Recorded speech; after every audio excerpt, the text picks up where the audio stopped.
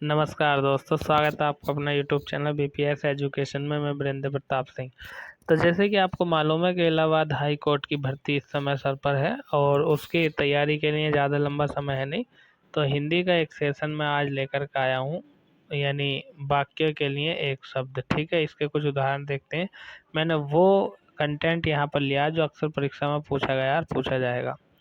जिस पुस्तक में 8 अध्याय हों उसे कहते हैं, उसके लिए एक शब्द अष्टाध्यायी। जिसका भाषा द्वारा वर्णन संभव हो उसे कहते हैं अनर्वचनीय। अत्यधिक बढ़ा चढ़ाकर कही गई बात अतिशयोक्ति, इसका अलंकार भी होता है। सबसे आगे रहने वाला अग्रणी। जो पहले जन्मा हो अग्रज। जो बाद में जन्मा हो अनुज। जो इंद्रियों द्वारा जाना जा सके अगोचर।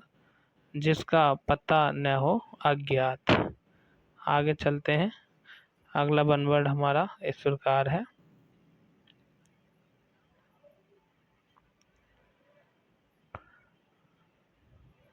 आगे आने वाला आगामी। अंडे से जन्म लेने वाला अंडज। जो छूने योग्य न हो अछूत। जो छुआ न गया हो अछूता। जो अपने स्थान स्थिति से अलग किया जा सके अच्युत। जो अपनी बात से टले नहीं अटल। आवश्यकता से अधिक बरसात अतिवृष्टि। बरसात बिल्कुल ना होना अनावृष्टि।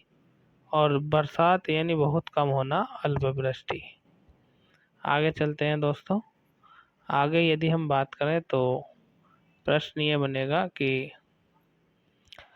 इंद्रियों की पहुंच से बाहर उसको बोलते हैं अतीन्द्रिय या इंद्रियातीत। सीमा का अनुचित उल्लंघन अतिक्रमण। जो बीत गया हो उसके लिए बोलते हैं अतीत। जिसकी गहराई का पता ना लग सके उसको बोलते हैं अथाह। आगे का विचार ना कर सकने वाला अदूरदर्शी। जो आज तक से संबंध रखता हो अद्यतान। आदेश जो निश्चित अवधि तक लागू हो अध्यादेश।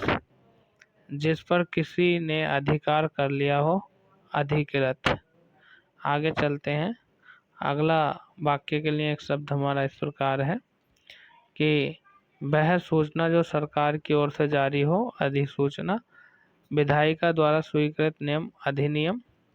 अविवाहित महिला को क्या कहते हैं? अनूढ़ा कहते हैं। वह स्त्री जिसके पति ने दूसरी शादी कर ली हो अध्यूढ़ा। दूसरे की विवाहित स्त्री क्या कहलाती है? अन्योढ़ा। गुरु के पास रहकर पढ़ने वाला अंतेवासी। पहाड़ के ऊपर की सल्तनत जमीन को क्या बोलते हैं? अधिपत्य का। आगे चलते हैं। अगला बनवर्ड हमारा इस प्रकार है। वाक्य के लिए एक शब्द जिसके हस्ताक्षर नीचे अंकित है उसे क्या बोलते हैं? अधो हस्तांतरकर्ता। महल का वह भाग जहाँ रानियां निवास करती हैं अंतःपुर या रनिवास। जिसे किसी बात का पता ना हो। जिसे किसी बात का पता ना हो अनभिज्ञ या अज्ञ। जिसका आदर न किया गया हो अनादृत। जिसका मन कहीं अन्यत्र लगा हो ये अन्यमनस्क। जिसके पास कुछ न हो अर्थात दरिद्र उसे कहेंगे अकिंचन। जो कभी मरता ना हो वो कहलाएगा अमर। जो सुना हुआ न हो अश्रव्य। आगे चलते हैं। अगला बनवर्ड हमारा इस प्रकार है। जिसको भेदा ना जा सके अभेद्य। जो साधा न जा सके असाध्य। जो चीज इस संसार में न हो अलौकिक, मतलब जो इस लोक का ही ना हो। जो बाह्य संसार के ज्ञान से अनभिज्ञ हो अलौकिज्ञ। जिसे अगला है हमारा जिसे लांघा ना जा सके उसको अलंघनीय।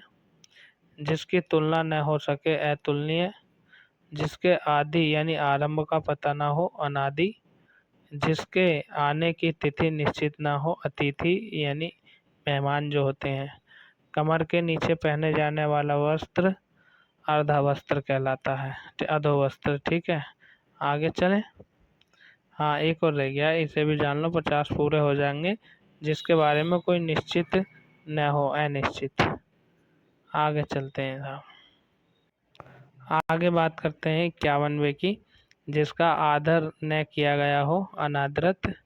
जिसका मन कहीं अन्य लगा हो, ठीक है, तो ये हो जाएगा अन्यमनस्क। जो धन को व्यर्थ ही खर्च करता हो, अव्ययी। आवश्यकता से अधिक धन का संचय न करना, अपरिग्रह कहलाता है। जो किसी पर अभियोग लगाए, अभियोगी। जो भोजन रोगी के लिए निषिद्ध है, अपथ्य। जिस वस्त्र को पहना न गया हो, अपृहत। न जोता गया खेत, अपृहत कहलाता है ये भी। जो बिन मांगे मिल जाए, अयाचित। ठीक है। आगे इस प्रकार है कि जो कम बोलता हो, अल्पभाषी या मितभाषी। आगे बात करते हैं हम, आगे बात करते हैं तो ना, आदेश की अवहेलना यानी अवज्ञा। जो बिन वेतन के कार्य करे, अवेतनिक। जो व्यक्ति विदेश में रहता हो उसे कहते हैं अप्रवासी। जो सहनशील न हो उसे कहते हैं असहिष्णु।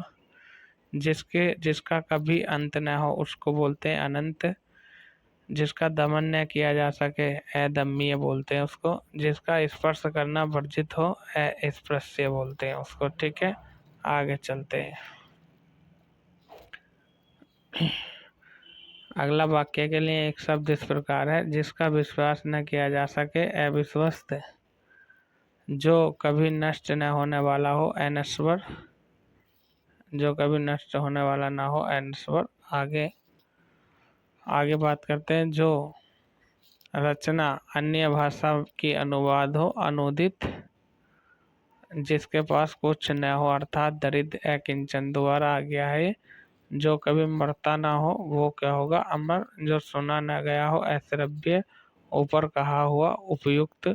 ऊपर आने वाला श्वास यानी उच्छ्वास। आगे चलते हैं। आगे इस प्रकार है, ऊपर की ओर बढ़ती हुई सांस उच्छ्वास हो गया है।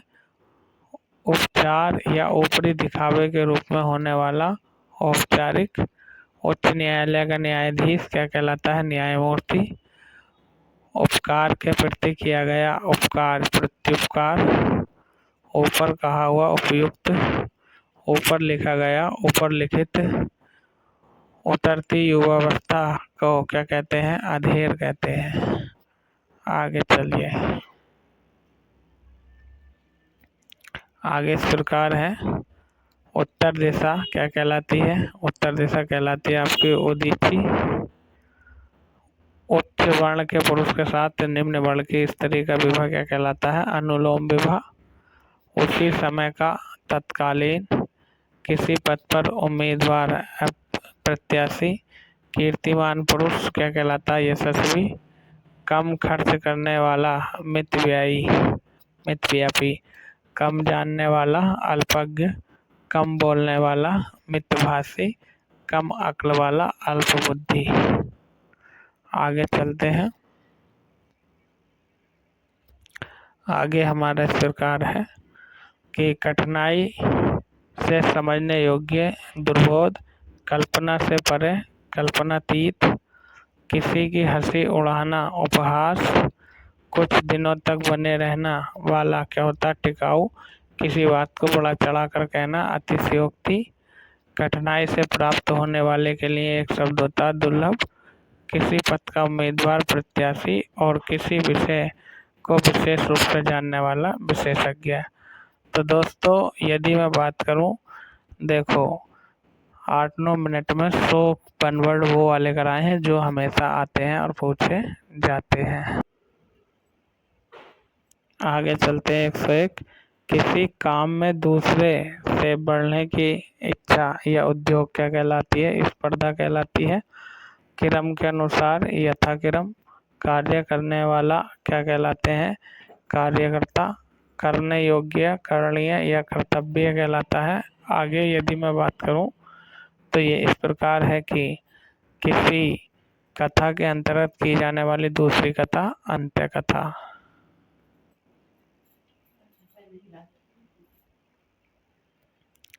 आगे चलते हैं। कर, शुल्क या अन्य किसी कारणवश अधिक से अधिक लिया जाता है तो उसे कहते हैं अधिभार। किसी पक्ष पर समर्थन करने वाला अधिवक्ता।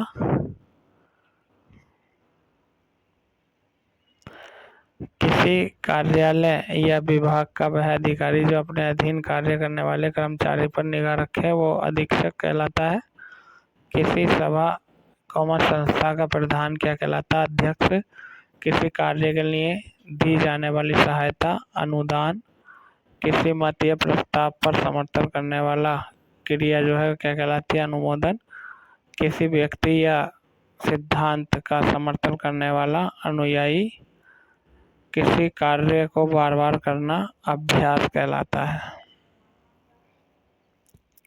आगे चलते हैं। किसी वस्तु का भीतरी भाग अभ्यंतर। किसी वस्तु को प्राप्त करने की तीव्र इच्छा अभीप्सा। किसी प्राणी को न मारना क्या कहलाता है? अहिंसा। कुबेर की नगरी अलकापुरी। किसी छोटे से प्रसन्न हो उसका उपकार करना अनुग्रह। किसी के दुख से दुखी होकर उस पर दया करना अनुकंपा। किसी श्रेष्ठ का मान या स्वागत क्या होता? अभिनंदन। आगे बात करते हैं। आगे इस प्रकार है कि किसी विशेष वस्तु की हार्दिक इच्छा क्या कहलाती है? अभिलाषा या अभिलाषा। किसी के शरीर की रक्षा करने वाला अंगरक्षक। किसी को भय से बचने का वचन देने वाला अभ्यदान। आगे चलते हैं। आगे इस प्रकार है। केवल फल खाकर रहने वाला फलाहारी। किसी कलाकार की कलापूर्ण रचना कलाकृति। करने की इच्छा चिकित्सा। कुबेर का बगीचा चित्राधर। कुबेर का पुत्र नकुलबर। ठीक है, आगे चलिए भाई। आगे इस प्रकार है कि कच्चे मांस की गंध ये होती है विस्त्र। कमल के समान गहरा लाल रंग ये होता है सोंड। काला पीला नीला रंग कपीस। बंदर को बोलते हैं केंचुए की स्त्री सीली। केंचुए की जगत क्या कहलाता है? विन्हा। किसी के पास रखी हुई दूसरे की संपत्ति या धाती न्यास। केवल वर्षा पर निर्भर बड़ा रानी। ठीक है ना, बड़ा रानी। आगे चलिए। आगे इस प्रकार है कि कलम की कमाई खाने वाले मसीजीवी। कुएं के मेंढक के समान संकीर्ण बुद्धि वाला कूप मंडूक कहलाता है। काला पानी की सजा पाया जाने वाला कैदी दामुल कैदी कहलाता है। किसी काम में दखल देने वाला हस्तक्षेप कहलाता है। कुसंगति के कारण चरित्र पर दोष लगना यानी कलंक। कुछ खास शर्तों द्वारा कोई कार्य करने का समझौता संविदा। खाने से बचा हुआ जूठा भोजन उच्छिष्ट कहलाता है। खाने योग्य पदार्थ खाद्य कहलाता है। आगे चलते हैं। कह रहा खाने की इच्छा बुभुक्षा। खून में रंगा हुआ रक्त रंजित कहलाता है। खेलने का मैदान क्रीड़ा स्थल कहलाता है। घास छीलने वाला घसियारा कहलाता है। घास खाने वाला तृणभोज होता है। घूस लेने वाला रिश्वत लेने वाला घूसखोर या रिश्वतखोर कहलाता है। घृणा करने योग्य घृणास्पद होता है। आगे बात करते हैं। अगला है दूर की सोचने वाला क्या कहलाता है? दूरदर्शी। दूसरे देश में अपने देश के समान आने वाला आयात। दूसरों की बातों की देखभाल कर देने वाला हस्तक्षेप। दिल से होने वाला हार्दिक और दया करने वाला दयालु कहलाता है। दूसरों पर उपकार करने वाला उपकारी। दूसरों के दोष में दूसरे के दोस्त को खोजने वाला ये छिद्रान्वेषी कहलाता है। दूसरों का पीछा चलने वाला अनुचर कहलाता है। आगे चलते हैं। अगला हमारा इस प्रकार है कि दुखांत नाटक ये त्रासदी कहलाता है। दर्द भरा हुआ दर्दनाक कहलाता है। देखने योग्य दर्शनीय कहलाता है। दूसरों की बात में दखल देने वाला हस्तक्षेप, दिल से होने वाला हार्दिक और 2 बार जन्म लेने वाला द्विज कहलाता है। दुख देने वाला दुखद, दर्शन के योग्य क्या कहलाता है? सैन्य कहलाता है। दर्शनीय, ठीक है ना, दर्शनीय होता। आगे बात करते हैं। अगला वाक्य के लिए एक शब्द इस प्रकार है। दिन पर दिन दिनादुन होता है। द्रुपद की पुत्री द्रौपदी कहलाती है। द्रुतगामी करने वाला द्रुतगामी। दाव यानी जंगल का अनल यानी आग, जंगल की आग क्या कहलाती है? दावानल कहलाती है। दूसरों के गुणों में दोष ढूंढने की वृत्ति का न होना ये होता है अनुसूया। दोपहर के बाद का समय अपराहन। देश के लिए अपने प्राण देने वाला शहीद। द्वार या आंगन के फर्श पर रंगों के चित्र बनाने या चौक पोतने वाला अल्पना। दूसरे के हित में अपने आप को संकट में डालना आत्मोत्सर्ग कहलाता है। आगे चलते हैं। अगला वन वर्ड हमारा इस प्रकार है कि देश में विदेश से माल आने की क्रिया क्या कहलाती है? आयात कहलाती है। दूसरे की उन्नति को न देख सकना ईर्ष्या कहलाती है। दूसरों के दोष को खोजना छिद्रान्वेषण कहलाता है। दिन रात ठाड़े यानी खड़े रहने वाले साधु ठाड़ेश्वरी कहलाते हैं। 10 वर्ष का समय दशक कहलाता है। दाव यानी जंगल में लगने वाली आग, दावानल ये हो गया। दोबारा रिपीट हो गया। दिन पर दिन अनोदिन कहलाते, दिनों दिन। 2 बार जन्म लेने वाला द्विज। ये 2-3 रिपीट हो गए हैं, ठीक है भैया। आगे चलते हैं। आगे हमारा है कि देने की इच्छा दिशा कहलाती है। देव या प्रारब्ध संबंधी बातें जानने वाला देवज्ञ होता है। प्रारब्ध। दिन के समय अपने प्रिय से मिलने जाने वाली नायिका दिवा कहलाती है। दिवा अभिसारिका कहलाती है। आगे बात करते हैं। आगे है दशरथ का पुत्र दशरथी कहलाता है। देखने की इच्छा यानी वृक्ष। दंड दिए जाने योग्य यानी दंडनीय। आगे चलते हैं। आगे यदि हम बात करें तो अगला हमारा इस प्रकार है कि 2 वेदों को जानने वाला द्विवेदी कहलाता है। देवताओं पर चढ़े हुए बनाया गया दही, घी, जल घी आदि शहद को क्या कहते हैं? मधु पर्क कहते हैं। दूसरों के स्थान पर काम करने वाला स्थानापन्न कहलाता है। दैहिक, विदेहिक, भौतिक, ताप व कष्ट ये त्रिलोक कहलाता है। दीवार पर बने हुए चित्र ये कहलाता है अपना भित्ति चित्र कहलाता है। दूसरों के मन की बात जानने वाला अंतर्यामी कहलाता है। दूसरों के अंदर की गहराई तोड़ने वाला ये अंतर्दर्शी कहलाता है। दूध पिलाने वाली धाय यानी अन्न, ठीक है। तो दोस्तों 200 पूरे हो गए। आज के लिए 200 ही रहने दो, बाकी करेंगे हम नेक्स्ट वीडियो में। अगर ये आपको कंटेंट पसंद आया हो तो चैनल को सब्सक्राइब करें और जो है भैया वीडियो को लाइक करके अपने दोस्तों में शेयर कर दें। ये वो हैं जो अक्सर आते हैं और पूछे गए हैं, रट लो इन्हें।